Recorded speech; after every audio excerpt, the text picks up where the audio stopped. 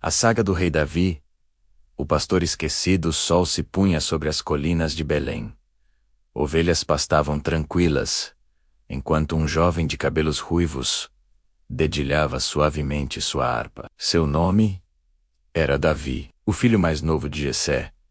Enquanto seus irmãos mais velhos treinavam para a guerra, ou trabalhavam nos negócios da família, ele passava os dias cuidando do rebanho. Mas a solidão do campo não era vazia. Ali Davi aprendia a lutar contra lobos, ursos e leões para proteger suas ovelhas. Ali, também, erguia seus olhos ao céu e compunha cânticos ao Criador, transformando cada pôr do sol em oração. Certa tarde, a rotina foi interrompida. O profeta Samuel havia chegado à casa de Jessé, dizendo que buscava, por ordem de Deus, o futuro rei de Israel. Um a um, os irmãos de Davi se apresentaram, todos fortes, altos, guerreiros, mas a cada um, Samuel ouvia em seu coração: não é este. Por fim, Samuel perguntou: não tens mais nenhum filho? Jessé respondeu quase com desdém: esta, o menor, está no campo, com as ovelhas. Chamaram-no às pressas. Quando Davi entrou, Samuel viu em seus olhos uma chama diferente. Então Deus falou: este é o escolhido. E ali, diante da família, Davi foi ungido. O óleo escorreu por sua cabeça. E com ele veio o Espírito do Senhor. O gigante, anos depois, Israel vivia sob a ameaça dos filisteus. No vale dele, um gigante chamado Golias desafiava o exército. Escolha um homem para lutar comigo. Se vencer, seremos servos. Se eu vencer, vocês nos servirão. Por 40 dias, o desafio ecoava, e nenhum soldado ousava enfrentá-lo. Foi nesse cenário que Davi apareceu, enviado por seu pai, apenas para levar pão e queijo a seus irmãos. Ao ouvir as afrontas, seu coração ardia. Quem é este incircunciso para desafiar o exército do Deus vivo?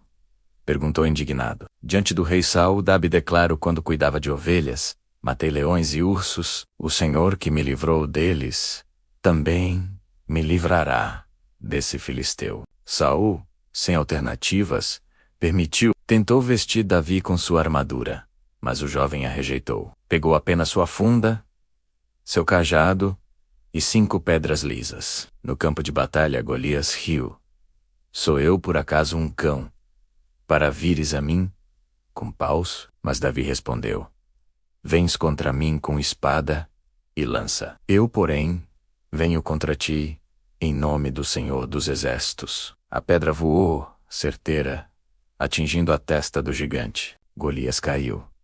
E Davi, com a espada do próprio inimigo, cortou-lhe a cabeça.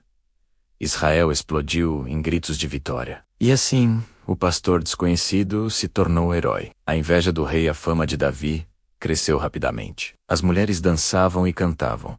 Saul matou seus milhares, e Davi, suas dezenas de milhares. Essas palavras feriram o coração de Saul, o rei de Israel. A inveja transformou-se em ódio, e ele passou a perseguir o jovem. Davi, porém, não estava sozinho. Seu maior aliado era Jonatas, filho de Saul, que reconhecia nele o escolhido de Deus.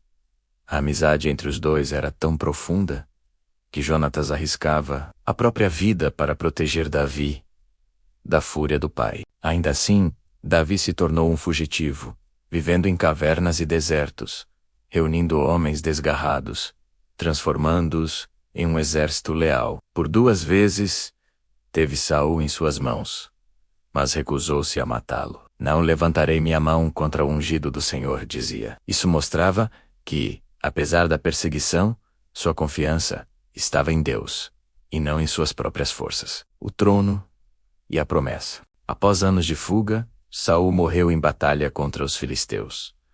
Também morreu Jonatas, o amigo fiel. Ao saber, Davi chorou amargamente e compôs um lamento que ecoou por Israel.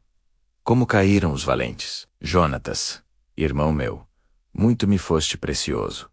Logo depois, o povo reconheceu Davi como rei, primeiro em Judá, depois em todo Israel. Ele conquistou Jerusalém e a fez capital. Trouxe a Arca da Aliança para lá, com danças e música, declarando: esta cidade será o lugar do Senhor. Deus fez então uma promessa eterna.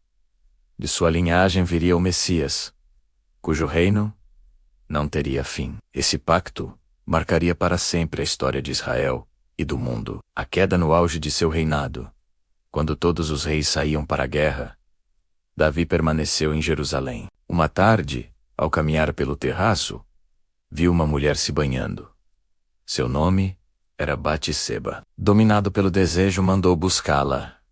A união proibida resultou em gravidez. Para encobrir, Davi trouxe de volta seu marido, Urias, da batalha. Mas este se recusou a deitar-se em casa, enquanto seus companheiros lutavam. Então Davi planejou sua morte. Mandou colocá-lo na frente de batalha mais perigosa. Urias morreu e Davi tomou Batseba como esposa. Mas Deus enviou o profeta Natã. Ele contou a parábola de um homem rico que roubou a única cordeira de um pobre. Davi se enfureceu e disse: esse homem merece a morte. Natã respondeu: tu és esse homem. Davi caiu em arrependimento. Pequei contra o Senhor. Embora perdoado, sofreu consequências. O filho morreu, e sua casa se encheu de tragédias. Rebele, Oedor. Os anos seguintes foram marcados por lutas internas. Aminon violentou sua meia-irmã Tamar.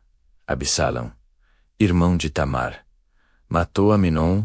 Mais tarde, rebelou-se contra o próprio pai. Davi teve de fugir de Jerusalém, humilhado, chorando pelo caminho. Mas seu exército permaneceu leal, e Absalão foi derrotado. Ao saber da morte do filho, o rei soluçou: meu filho, Absalão, quem me dera morrer em teu lugar. Essa dor mostrou que, apesar de rei, ele era um pai quebrado, colhendo as consequências de seus erros. O último salmo já idoso, Davi preparou o trono para seu filho Salomão. Reuniu materiais para o futuro templo e deixou conselhos: sê forte e corajoso.